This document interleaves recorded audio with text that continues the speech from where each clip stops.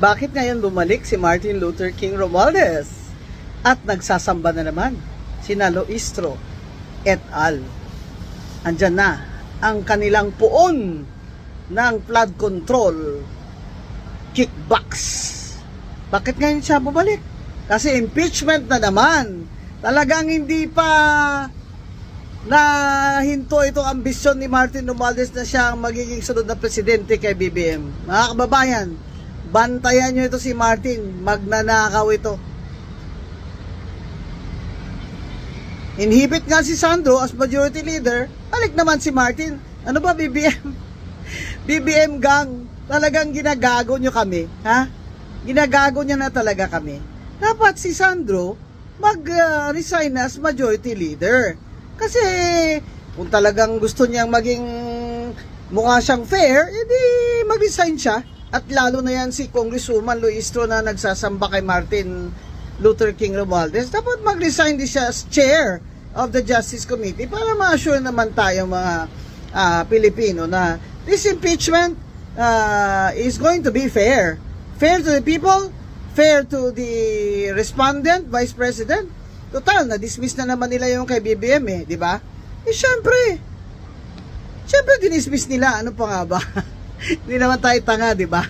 Mga kababayan, ginagago tayo nito ng BBM gang at ni Martin Romualdez Kaya, sige lang, laban lang tayo. Hanggang 2028 pa ito.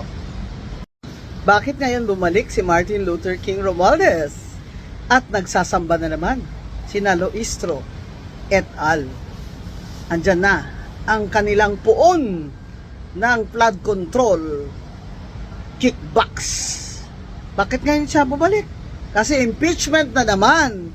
Talagang hindi pa nahinto itong ambisyon ni Martin Romualdez na siya ang magiging sunod na presidente kay BBM. Mga kababayan, bantayan nyo ito si Martin, magnanakaw ito. Inhibit nga si Sandro as majority leader, balik naman si Martin. Ano ba BBM? BBM gang, talagang ginagago nyo kami, ha? Ginagago niya na talaga kami.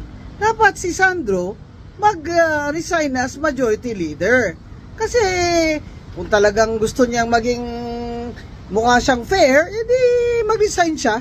At lalo na yan si Congresswoman Loistro na nagsasamba kay Martin Luther King Romualdez, dapat mag-resign din siya as chair of the Justice Committee para ma-assure naman tayo mga Pilipino na this impeachment is going to be fair. Fair to the people, fair to the respondent, Vice President. Total, na-dismiss na naman nila yung kay BBM di ba? Syempre dinismiss nila, ano pa nga ba? Hindi naman tayo tanga, di ba?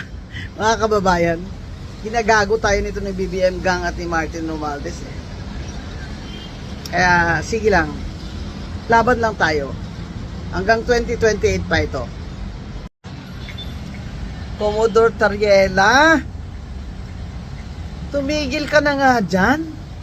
Hindi ka naman Secretary of Foreign Affairs. Di ba utusan ka lang ni BBM ang iyong Commander-in-Chief? Inutos ba niya sa'yo na okrayin mo lagi yung China? Tapos hindi mo naman kayang lumaban pag nilabanan ka dyan. Dadamay mo pa kami.